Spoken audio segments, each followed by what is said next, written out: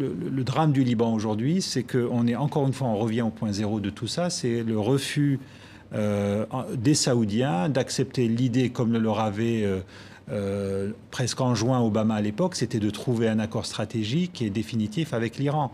Les Saoudiens n'ont pas perdu comme objectif l'idée qu'une puissance ou une autre puisse les aider à faire mordre la poussière à leurs voisins iraniens. Et on le voit bien avec la réunion de la Ligue arabe qui va avoir lieu, où ça va être alors ils vont essayer d'en profiter pour remettre encore un coup sur le Hezbollah, mais ils vont demander une nouvelle fois à ce qu'une coalition anti-iranienne se forme dans le monde arabe. Sébastien. Oui, ce qui est intéressant, c'est quelle sera la position aussi des États-Unis et de Donald Trump par rapport à tout ça, parce que dans le quotidien Haaretz, il racontait il y a quelques jours que John Kerry, l'ancien secrétaire général, l'ancien secrétaire d'État d'Obama, racontait que les dirigeants israéliens, saoudiens, égyptiens avaient supplié Obama de bombarder l'Iran, et finalement, il ne l'avait pas fait.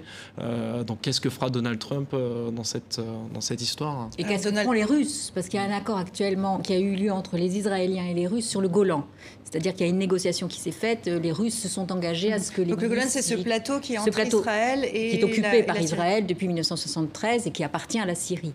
Et donc il y aurait eu un accord pour que les milices se tiennent à 10 km de la frontière entre Russes et Israéliens. Donc la Russie aussi interviendra, puisque c'est quand même elle qui est normalement la garante